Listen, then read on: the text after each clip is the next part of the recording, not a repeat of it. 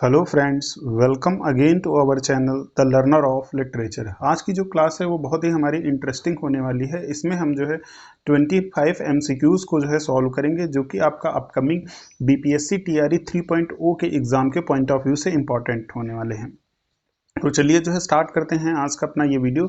इससे पहले हम लोगों ने क्वेश्चन नंबर 120 तक कंप्लीट कर लिया था इस सीरीज़ का।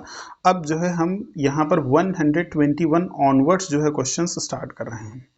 तो देखते हैं सबसे पहले यहाँ पे हमारा जो क्वेश्चन नंबर 121 है वो क्या है। देखिए लिखा हुआ है the feminine ending refers to. जो फेमेनाइन एंडिंग है वो किस बात को रेफर करती है। तो ऑप्शंस हैं आपके, stress the final syllable in a line of words, the ending of a poem in a stressed syllable, the ending of a poem in an unstressed syllable, and unstressed final syllable in a line of a words. तो जो 121 है उसमें जो correct option है that is option number C, the ending of a poem in an unstressed syllable जो है ये कहलाती है फेमेनाइन एंडिंग। अगर किसी पोएम की जो एंडिंग है वो एक अनस्ट्रेस्ड सिलेबल के साथ हो रही है तो इसे जो है फेमेनाइन एंडिंग बोला जाता है। आगे बढ़ते हैं, देखते हैं हमारा क्वेश्चन नंबर 122। देखिए क्या लिखा है। Johnson's edition of Shakespeare appeared in. जो जॉनसन्स एडिशन ऑफ शेक्सपियर है वो किस साल पब्लिश हुआ। ऑप्शन है आपके 1752, 1765, 1791 एंड 1760। तो जो यहाँ पर करेक्ट ऑप्शन है that is option number B 1765। आगे देखते हैं नेक्स्ट हमारा जो क्वेश्चन है 123। क्या लिखा हुआ है। After Shakespeare made his debut as a London playwright he was described as an upstart crow by. बहुत ही इंपॉर्टेंट ये फ्रेज है। ये जो है शेक्सपियर के ही समकालीन जो है एक प्लेराइट थे, उन्होंने ये बोला था। उन्होंने शेक्सपियर को क्या कहा था, एन अपस्टार्ट क्रो। बहुत ही ये इंपॉर्टेंट क्वेश्चन है, आपको पता होना चाहिए कि किसने कहा। तो ऑप्शंस यहाँ पे आपको दे रखे हैं, Robert Greene, Thomas Lodge, Christopher Marlowe and John Lyly. जो करेक्ट ऑप्शन है ये स्टेटमेंट बोला गया था रॉबर्ट ग्रीन के द्वारा। ठीक है, उन्होंने शेक्सपियर को बोला था कि जो है he is an upstart crow. Next आगे बढ़ते हैं क्वेश्चन नंबर 124। देखिए the term metaphysical poets was first used by. जो टर्म मेटाफिजिकल पोएट्स है ये सबसे पहले किसने यूज किया। ऑप्शंस हैं आपके, Ben Jonson, doctor Johnson, Helen Gardner and Dryden. तो जो करेक्ट ऑप्शन है that is B, doctor Johnson. Metaphysical poets जो टर्म है ये सबसे पहली बार जो है डॉक्टर जॉनसन ने यूज किया था। आगे बढ़ते हैं, देखते हैं हमारा जो क्वेश्चन नंबर 125 है। क्या लिखा हुआ है। Which are the figure of speech used in the following lines by William Blake. ये विलियम ब्लैक की एक पोएम है टाइगर। टाइगर की लाइंस है और इनमें से कौन सा फिगर ऑफ स्पीच यूज हुआ है ये आपको यहाँ पर बताना है। तो अगर हम देखें यहाँ पे लाइंस हमारी क्या है। Tiger tiger burning bright in the forest of the night, what immortal hand are I could frame Dai fearful symmetry. ठीक है, तो इसमें आपको जो है ये बताना है कि कौन सा जो है फिगर ऑफ स्पीच यूज हुआ है। तो ऑप्शंस आपको यहाँ पर देखिए क्या दे रखे हैं। Simile and personification, irony and synecdoche, apostrophe and synecdoche, metonymy and apostrophe. 125 में जो करेक्ट ऑप्शन है that is option number D. इसमें जो है जो फिगर ऑफ स्पीच यूज हो रहा है वो है मेटोनॉमी एंड अपोस्ट्रॉफी। आगे देखते हैं नेक्स्ट जो हमारा क्वेश्चन नंबर 126 है।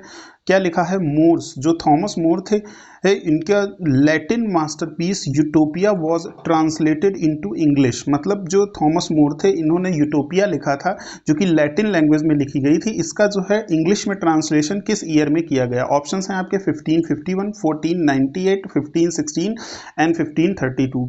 जो करेक्ट ऑप्शन है यहाँ पे 126 में वो है आपका ए, 1551 में जो है it was translated into English. Now question number 127 देखिए क्या लिखा है। Gutenberg's Bible was first published in. जो गुटनबर्ग बाइबल है वो पहली बार कब पब्लिश हुई। ऑप्शंस हैं आपके 1456, 1516, 1449 and 1498। 127 the correct one is option number A, 1456। जो गुटनबर्ग बाइबल है वो 1456 में पब्लिश हुई। आगे देखिए क्वेश्चन नंबर यहाँ पे 128 क्या लिखा है। Restoration comedy marks the restoration of. मतलब जो रेस्टोरेशन कॉमेडी है वो किसके रेस्टोरेशन को मार्क करता है। ऑप्शंस हैं आपके, विमेन्स राइट, डेमोक्रेसी, मोनार्की या फिर ह्यूमन राइट्स। 128 करेक्ट ऑप्शन है यहाँ पे मोनार्की। जो चार्ल्स सेकंड जो है 1660 में जो है जब दोबारा से राजा बनता है after the rain of the प्योरिटन्स, तो जो है इसे ही रेस्टोरेशन जो है कहा जाता है। आगे देखते हैं यहाँ पे नेक्स्ट जो है पॉइंट है आपका हैमर्शिया। जो हैमर्शिया मीन्स, जो हैमर्शिया का क्या मतलब है यहाँ पे, तो hamartia means reversal of fortune, purgation of emotions, depravity या फिर एरर ऑफ जजमेंट। तो यहाँ पर जो हैमर्शिया का मीनिंग होता है वो होता है द एरर ऑफ जजमेंट। ठीक है, ध्यान रखिए हैमर्शिया मतलब the error of judgement. Question number 130 देखिए, the term gothic a category of fiction also applies to. मतलब जो गोथिक नॉवेल होते हैं जैसे वैसे ही एक ये गोथिक टर्म जो है दूसरी कैटेगरी में भी अप्लाई होता है, वो कैटेगरी आपको बतानी है। तो आर्किटेक्चर, पेंटिंग, म्यूजिक या फिर थिएटर।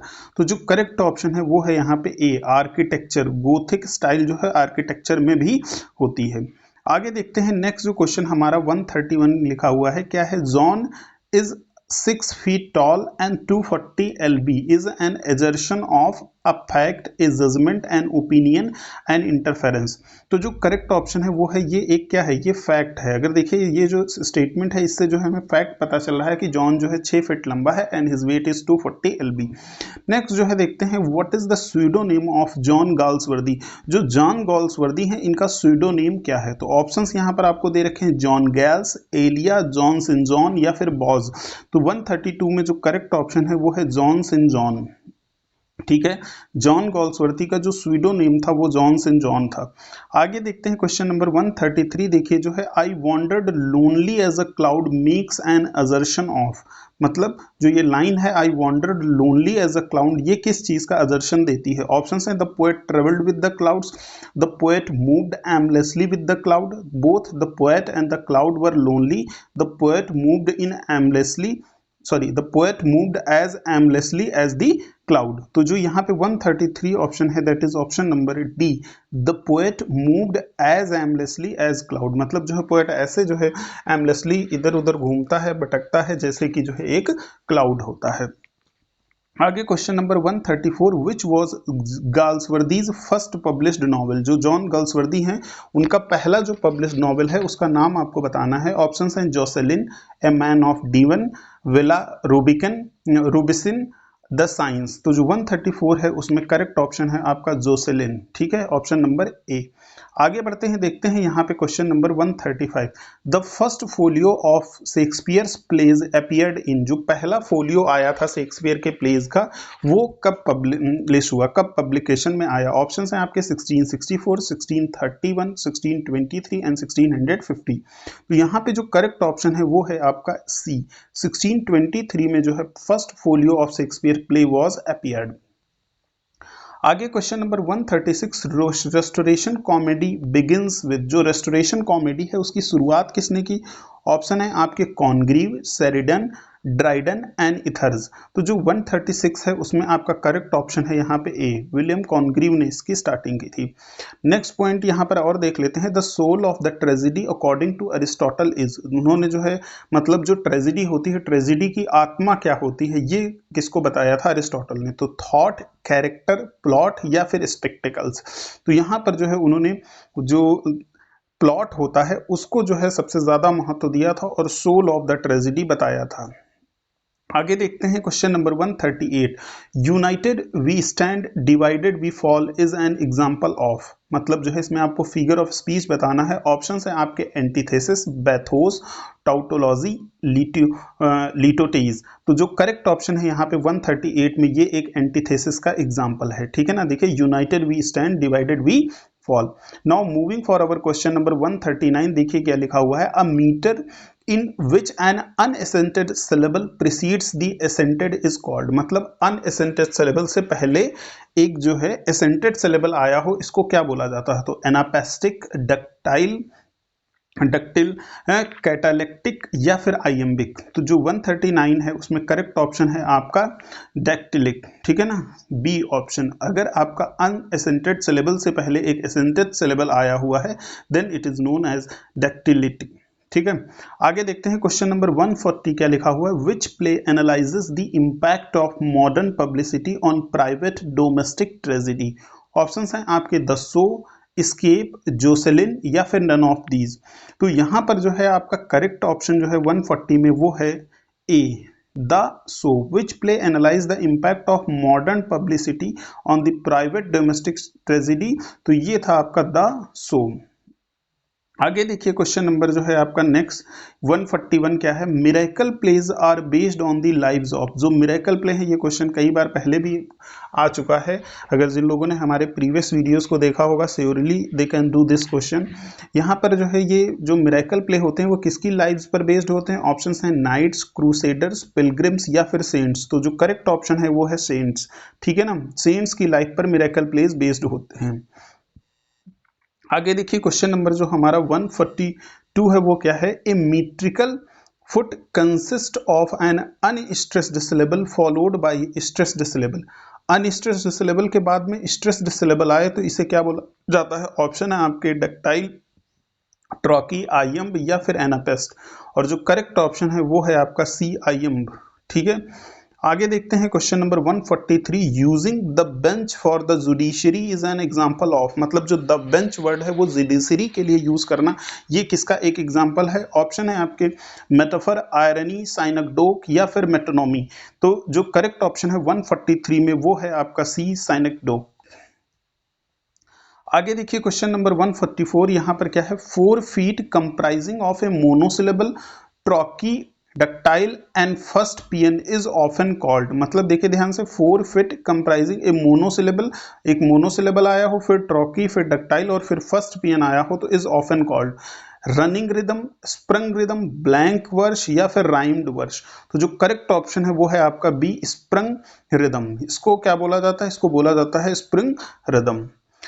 लास्ट क्वेश्चन जो है आज के हमारे इस वीडियो का है 145। देखिए क्या लिखा है, एसेज ऑफ एलिया आर। जो एसेज ऑफ एलिया हैं ये हैं क्या हैं? ऑप्शन है आपके political ideology, economic disparity, literary criticism, personal impressions. तो ये जो है पर्सनल इंप्रेशंस पर बेस्ड हैं essays of Elia, Charles Lamb, ठीक है ना, ने लिखा है इनको। तो टोटल इसमें 25 क्वेश्चंस इस वीडियो में मैंने इंक्लूड किए थे, जो कि आपका अपकमिंग टीजीटी, पीजीटी और डीएसएसबी या फिर किसी दूसरा जो भी हमारा इंग्लिश लिटरेचर पर बेस्ड एग्जाम होता है उसके पॉइंट ऑफ व्यू से इंपॉर्टेंट है। अगर आपको ये वीडियोस पसंद आ रहे हैं then please like, share and subscribe the learner of the literature. और कोशिश करिए कि आप पूरा का पूरा वीडियो देखिए और साथ में जो दूसरे हमारे वीडियोज़ चैनल पर पड़े हुए हैं उनको भी आप ज़रूर देखिए। It will surely help you. So keep watching and keep learning. Thank you very much.